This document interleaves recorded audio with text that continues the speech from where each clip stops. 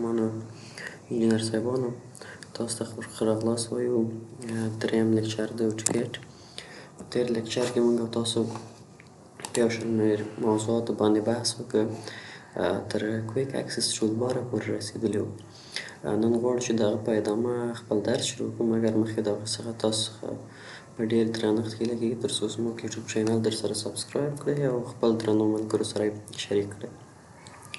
درنو انجینر صاحبانو، موږ او تاسو تر دغې اپشنه پورې درس ویلی و چې کویک اکسس ټولبار کې څنګه موږ یو نوی اپشن اضافه کولی شو چې مور کمانډز څخه موږ کولی شو دا راوړو. اوس هم راځو، نوی موضوع زموږ هایټ مینو بار ده. هایټ مینو بار د څه دپاره استفاده کېږي؟ لکه څرنګه چې تاسو پوهیږئ دغه ساحه زموږ چې وګورئ دغه چې فایل ده، ایډیټ ده، ویو ده، انسرټ ده، فارمټ ده، ټولز ده، دغې ته ویل کېږي مینو بار. نو که چیرې موږ وغواړو چې دغه مینو بار پټ کړو یا هایډ یې کړو، موږ له دغه څخه کولی شو هایډ مینو بار کړو. ومولیدل مینو بار زموږ هایډ شو. اوس که چیرې بیرته غواړو چې راوړو، دغسې په اسانۍ سره کولی شو موږ خپل مینو بار راوړو. د ترڅنګ دغلته که چیرې تاسو راشئ په همدغه کویک اکسس ټولبار دغه اپشن ته، دغلته یې لیکلی شو بیلو د ریبون. شو بیلو د ریبون معنا ښکاره کړئ د ریبون څخه لاندې. اول ریبون څه ته ویل کېږي او څه شی ښکاره کړه د ریبون څخه لاندې. لکه څرنګه چې که یو مثال کې دا واضح کړم تاسو ته، زه ووایم چې احمد تر څنګ کښېنه، ښه تاسو به ووایئ چې څوک احمد تر څنګ کښېني. همدغسې په دغه کې مثلا ریبون څوک ده و څه شی باید ریبون تر څنګ نه یا ریبون نه ښکته واقع شي. موږ وویلې کویک اکسس ټولبار څه هدف دلته دا ده که چیرې موږ غواړو کویک اکسس ټولبار د ریبون څخه ښکته واقع شي، هلته ځای په ځای کړو. ریبون دغه ځای ته ویل کېږي، دغه ریبونونه دي. که چیرې موږ همدغه راشو شو بیلو د ریبون، ګورئ هماغه ریبون راغی دلته ځای په ځای شو، مګر د دې ځای هماغلته ده. باید که چیرې بیرته غواړو چې خپل ځای کې ځای په ځای کړو، راځو شو اباف د ریبون وکړو، ځکه دلته دا غوره دی چې زموږ د کاري صفحې ځای نیسي او دغه صفحه موږ ته وړاندې کوي او په اسانۍ سره بیا موږ نشو کولی هغه پروژې په واضح ډول وګورو. دا زموږ د دغې برخې. اوس هم درنو انجینر صاحبانو، یو څه چې د شعر په هکله راغلی ده دغلته، دغه په دې 2023 ورژن کې دغه اپشن اضافه شوی دی. که چیرې تاسو غواړئ د نوم څخه یې ښکاري خپل پروژې د واتساپ یا نورو پروګرامونو له لارې یو چاته که غواړئ ولېږئ، نو د دغې څخه استفاده کولی شئ. دې ته هم ویل کېږي ټایټل بار. صحیح ده، دغه ساحه د دغې څخه نیولی تر دې ځای پورې. ټایټل بار په برخه کې د عموما د هماغه اوټو ډیسک اوټوکیډ 2023 کال د اوټوکیډ کمپنۍ او د پروګرام نوم ده او دا یو ورژن ده. مثلا 2022 ده، تاسې وینئ، یعنې 11 ورژن نه ده یا هم 19 کال ورژن ده، 2022 ورژن ده. دلته ډراونګ 1 ده. ډراونګ 1 هدف دا د دې صفحې نوم ده، لکه چې تاسو دلته ګورئ موږ دا سیف کړی نه دی، ولې که په بل نوم یې تاسو سیف کړئ بیا دغلته دغه نوم بدلیږي، ډراونګ 1 دی.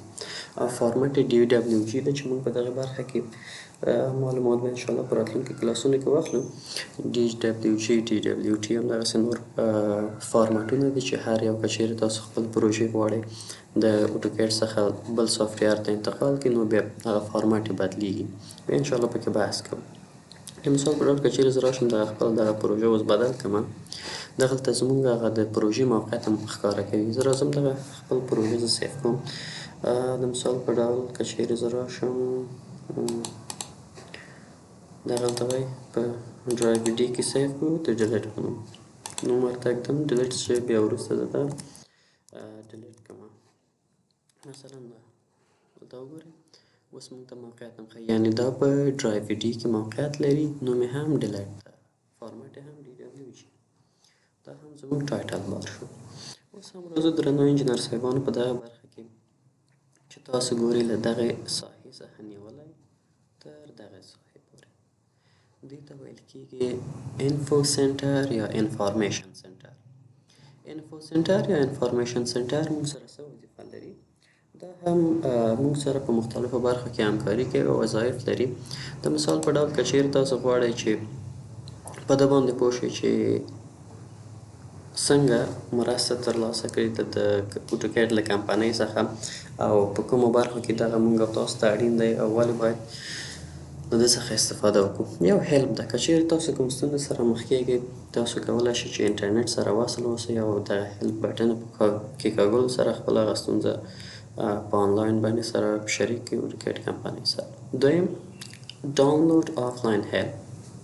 ډاونلوډ آفلاین هیلپ ما لکه مخکې هم تاسو ته په لومړي درس کې غالبا په دویم درس کې ما دغه تاسو ته تشریح کړی وه چې ډاونلوډ آفلاین هیلپ موږ سره دغه د اوټوکیډ پاک له ټول معلومات موږ سره شریک کوي. که چیرې موږ انټرنیټ سره وصل اوسو او دا ډاونلوډ کړو بیا موږ سره عموما وي د تل لپاره که کومه ستونزه موږ مخ کیږو د دغې څخه استفاده کوو او ترېنه خپل معلومات اخیستلی شو. بل آپشن دلته سینډ فیډبک ده. سینډ فیډبک مثلا تاسو کوم وړاندیز لرئ، کوم نیوکه لرئ یا کومه غوښتنه لرئ تاسو کولی شئ د سینډ فیډبک له لارې هماغه خپل غوښتنه یا وړاندیز هغوی ته واستوئ. تر څنګ دلته ډاونلوډ لانګویج پیکس. دغه ډاونلوډ لانګویج پیک درنو زده کوونکو او درنو انجینر صاحبانو موږ سره په دغه برخه کې مرسته کوي چې څنګه کولی شو د مختلفو ژبو څخه په اوټوکیډ سافټویر کې ګټه پورته کړو. د مثال په ډول موږ سره اوټوکیډ سافټویر چې د په مختلفو ژبو فعالیت کوي، مثلا فرانسوي، عربي او داسې نور ژبې. په دغه راتلونکو ورژنونو کې ممکن که چیرې یو څوک وغواړي چې دري ژبه هم په دغه اوټوکیډ سافټویر کې اضافه شي، نو یو څو تنه ممکن د افغانستان څخه زده کوونکي یا په پښتو ژبه اضافه شي دغه خپل اوټوکیډ سافټویر په پښتو ژبه وي، نو څو تنه زده کوونکي کولی شي چې سینډ فیډبک له لارې خپله غوښتنه او خپل وړاندیز دیو ته مطرح کړي او په راتلونکو ورژنونو کې بیا دوی څه شي کولی شي هماغه کولی شي هغه ژبه په خپل اوټوکیډ کې اضافه کړي.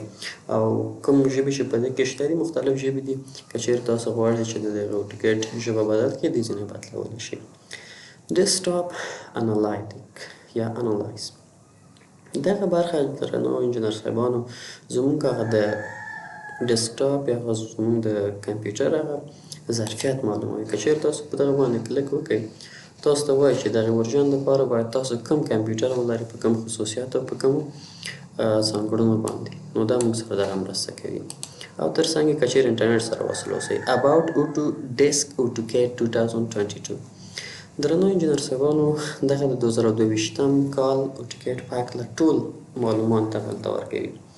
د مثال په ډول بعضې معلوماتونه یې د کمپیوټر په اساس د انټرنیټ په اساس دي، بعضې آفلاین هم پکې شته.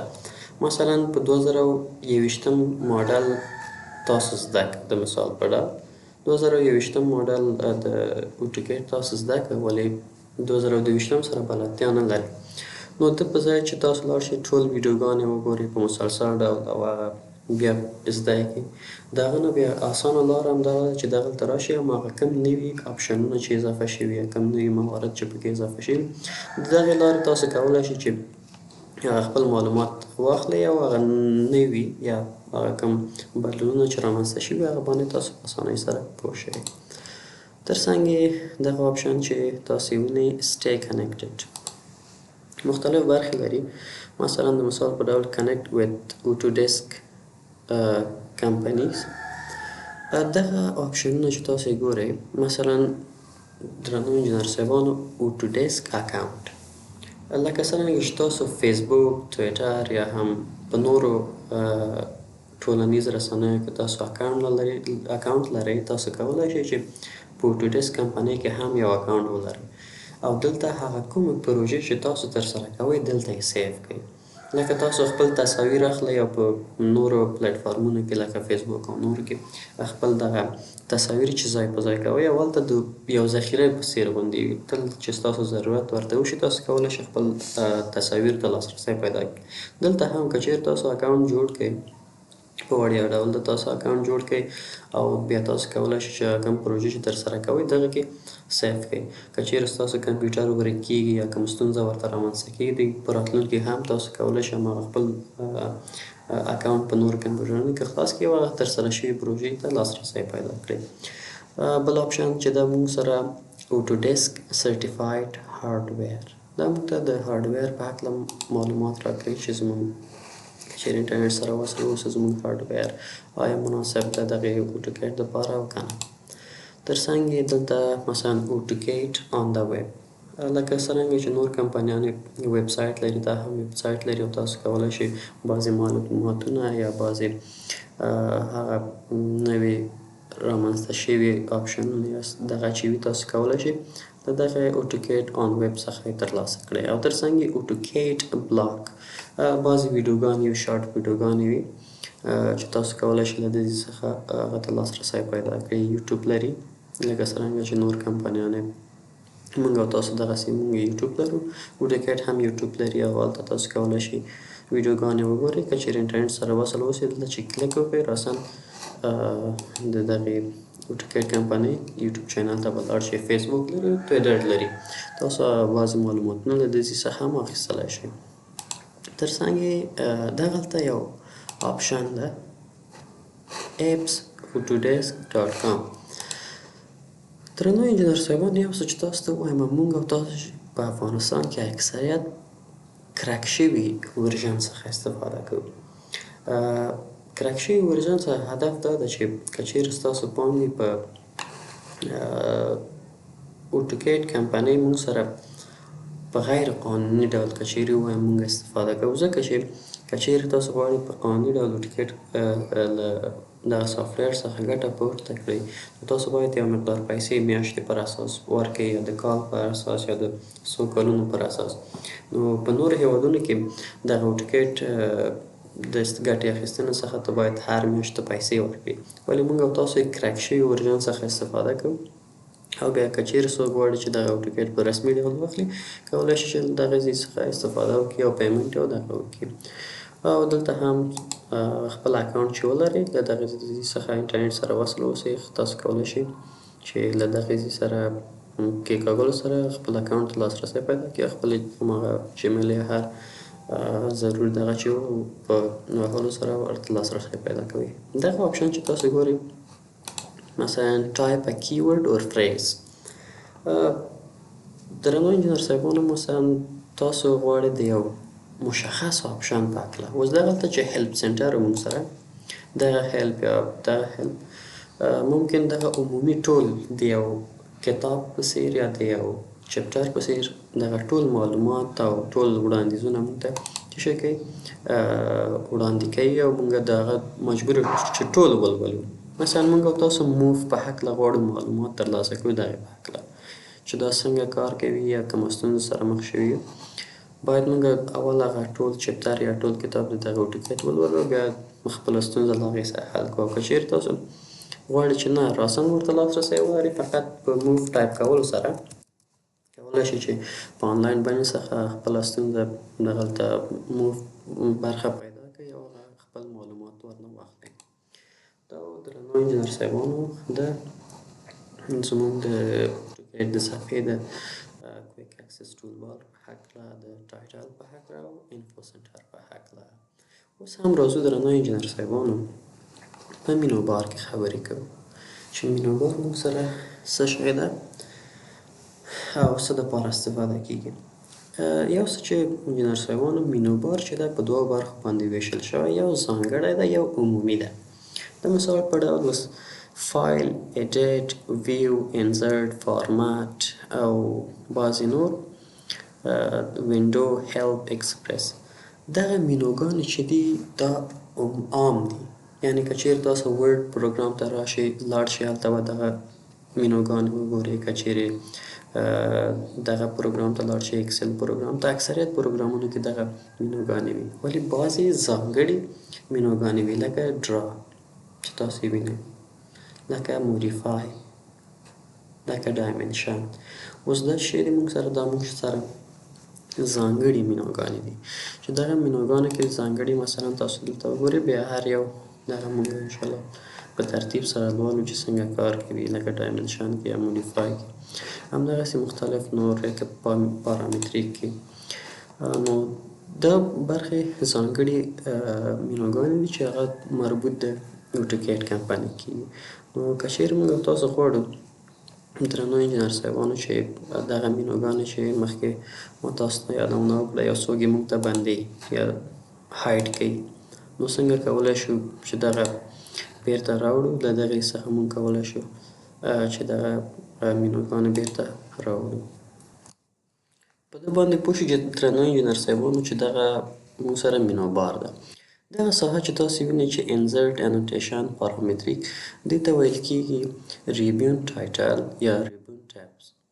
دغه برخې چې تاسو وینئ مثلا دې ته ویل کېږي پینلز.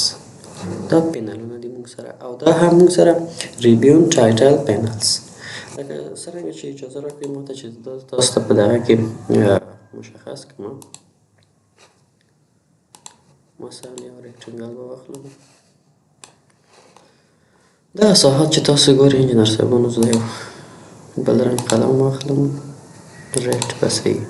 مثلا دغه ساحې چې تاسو ګورئ دې ته ویل کېږي ریبیون ټایټل.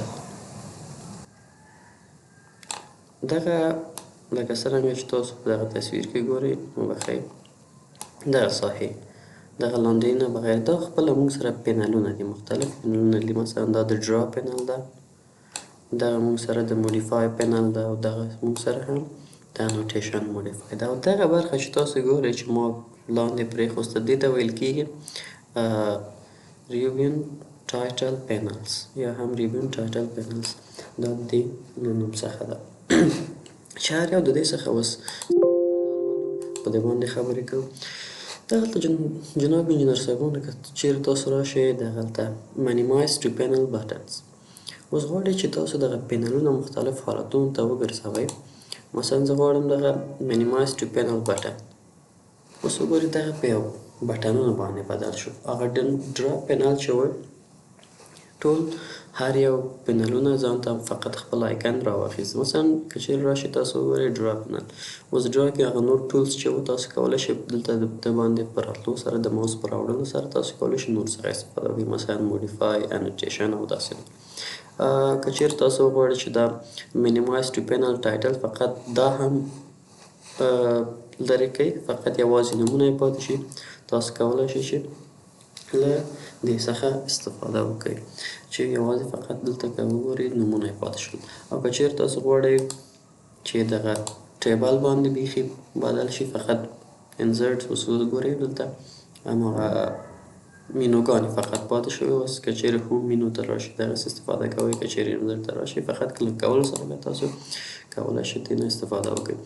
که چیرې راشئ تاسو غواړئ مختلف حالتونه په دغه کې غوره کړئ، هغه څخه تاسو کولی شئ د سایکل ترو آل. اوس مثلا سایکل ترو آل دې واخیسته، وغواړئ دلته راشئ پینل ته یا هم دغه ریبون په دې تشه ساحه کې دغلته ډبل کلیک وکړئ، دا حالت یې واخیسته، بیا کلیک وکړئ، دغه حالت یې واخیسته، دغه حالت او دغه حالت. په دغې حالتونو سره تاسو کولی شئ له دې څخه استفاده وکړئ. په دې باندې جناب او دغلته یو بل ټیک هم شته که تاسو دې هم په استفادې سره کولی شئ چې مختلف حالتونه ورته انتخاب کړئ. په دغې ټیک باندې موږ پوه شولو. مګر که چیرې تاسو راشئ دلته په دغه تش یا خالي فضا کې رایټ کلیک وکړئ. وینئ که چیرې تاسو دلته په تش یا خالي فضا کې یو رایټ کلیک وکړئ، دلته څو نور آپشنونه تاسو ته خلاصیږي. مثلا ټول پلیټ ګروپس. ټول پلیټ ګروپس انشاءالله په راتلونکي درسونو کې موږ او تاسو به یې ولولو، دلته پرې بحث نه کوم، مګر دغه نور آپشنونه وایو. مثلا شو ټیبس. شو ټیبس هدف چې ده، مثلا دغه کوم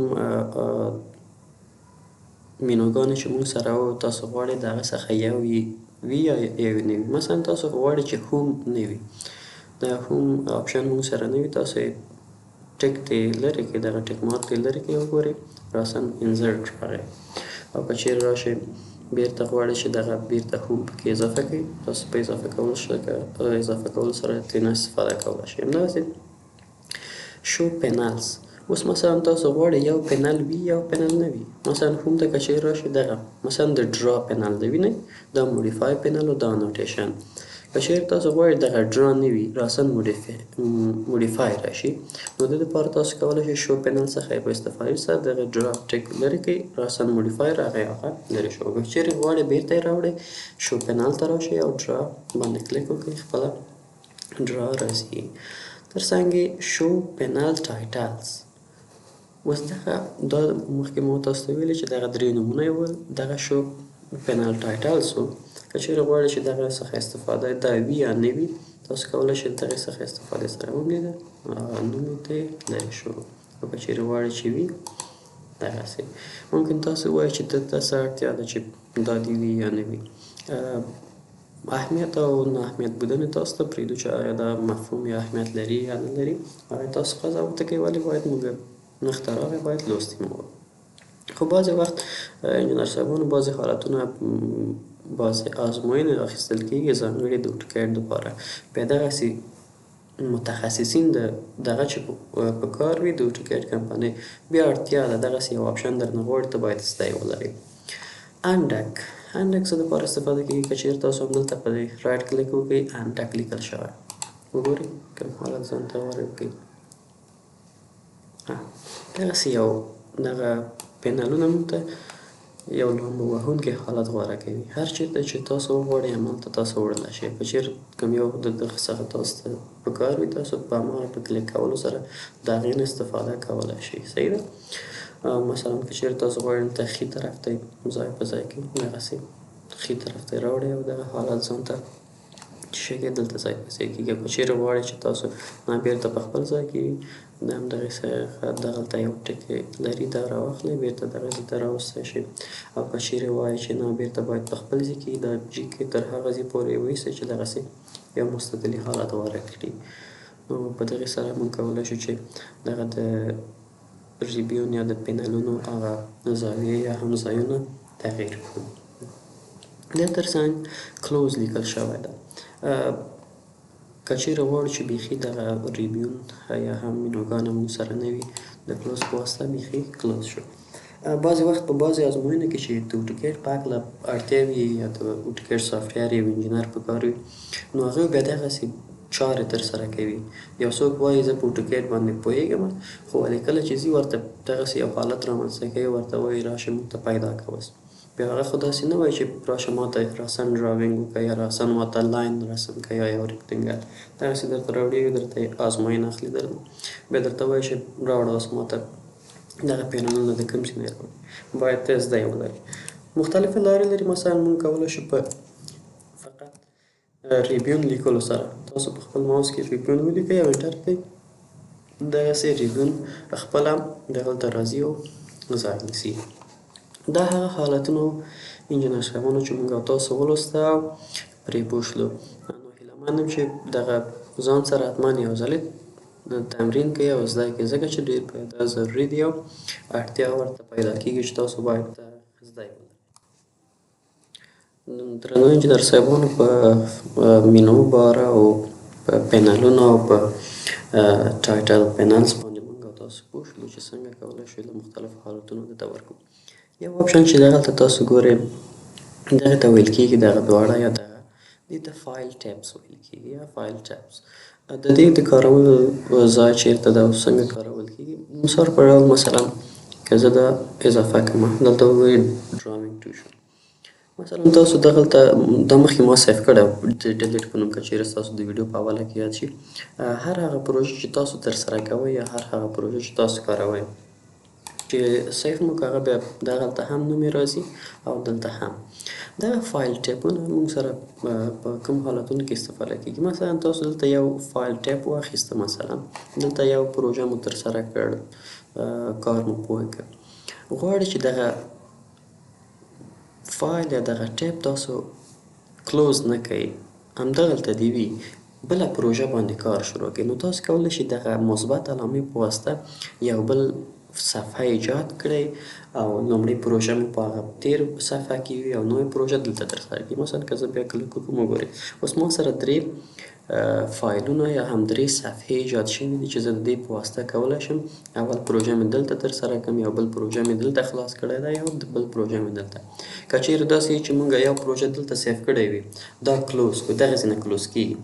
دا کلوز کړو او بیرته بیا یو مرحله لاړ شو هغه پیدا کړو بیرته یې خلاص کړو بیا دا بند کړو بیرته هغه خلاص کړو طبعا دردسر موږ ته جوړیږي. نو د هغه دپاره تاسو کولی شئ د فایل ټیبونو څخه استفاده وکړئ. دلته هم که چیرې تاسو راشئ سټارټ ته هغه د صفحې ویلکم سکرین تاسو ته راځي. څنګه کولی شو دغسې نه هم کولی شو موږ دا کلوز کړو، دغسې څه هم موږ کولی شو دا کلوز کړو. خو یو څوک وایي چې زه غواړم چې بیخي دا نه وي، ولې؟ ځکه چې دلته تقریبا 1 سانتي ځای نیولی ده. څنګه کولی شو دا له دې څخه آف کړو؟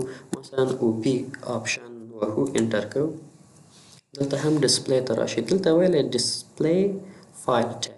مثلا که چیرې تاسو په فایل کې اوسئ دلته ډسپلی ته راشئ، ډسپلی فایل ټیب دغه ټکي یا ټک مارک یې لرې کړئ، اپلای کړئ او اوکې ووهئ.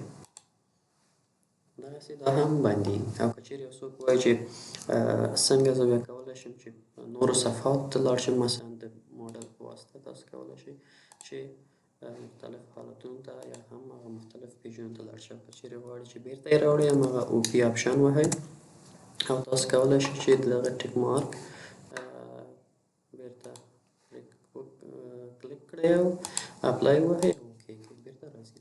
همدغسې تاسو کولی شئ چې دغې څخه خپله هماغه صفحه هم څنګه کړئ بندي کړئ.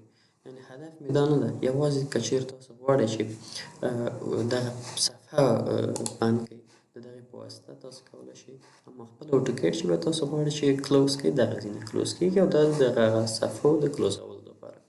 او که چیرې غواړئ چې دغه کلوز کړئ د مثال په ډول خپل اوټوکیډ مختلف لارې لري. د مثال په ډول که چیرې تاسو دغلته اکزیټ اوټوکیډ اوټوډیسک 2022 دې ځای نه هم تاسو کولی شئ چې د اوټوکیډ صفحه بیخي کلوز کړئ، که د ځینې نه کلوزوئ د ځینې مختلف لارې او طریقې لري. اوټوکیډ له ښېګڼو څخه درنو انجینر صاحبانو دا ده چې مختلف آپشنونه لري. ده د مختلفو آپشنونو په واسطه تاسو کولی شئ یوه چاره ترسره کړئ. نو اړین دا ده چې درنو انجینر صاحبانو که چیرې تاسو غواړئ چې په راتلونکي کې ستاسو کارونه تیز وي، بعضې کسان که چیرې تاسو پام وي ډېر په چټکۍ سره یو پروژه چې تسلیم کړي ورته زموږ تفاوت د هغه سره دا وي چې موږ به شاید په ډېر وخت کې هغه پروژه ترسره کړو، مګر بعضې کسان وګورئ ډېر په چټکۍ سره هغه پروژه ممکن په 1 ورځ یا په 2 ورځو کې موږ یې په 3 ورځو ترسره کړو. دلیل یې دا ده چې هغوی هغه شارکټونه باندې بلد وي، شارکټونه هغوی ته زده وي د مختلفو لارو. نو دغه شارکټونه بیا هغوی سره مرسته کوي چې هماغه خپل چاره یا خپل کار ډېر په اسانۍ او په چټکۍ سره ترسره کړي او پروژه په ښه شکل سره مخ ته بیایي. نو د شارکټونو د زده کړې لپاره مختلف شارکټونه دي چې زه به د دغه ویډیو په ډسکریپشن برخه کې انشاءالله تاسو سره لینک هم شریک کوم او تاسو هم کولی شئ چې د مختلفو انټرنیټي صفحاتو کې دغه شارکټونه ځان سره واخلئ، سیو یې کړئ، زده یې کړئ. مثلا بیا په راتلونکي درسونو کې موږ تاسو سره ډېر په اسانۍ سره ډېر په چټکۍ سره کار کوي او موږ سره مرسته کوي چې هغه خپل کار په ښه شکل سره مخ ته بیایو. نو د نن ورځې درس به تر همدې ځای پای ته ورسوو. انشاءالله په راتلونکي درسونو کې به نور موضوعاتو باندې عملاً به کار وکړو او پوه شو. نو تر بیا ښه چارې، ښه وخت.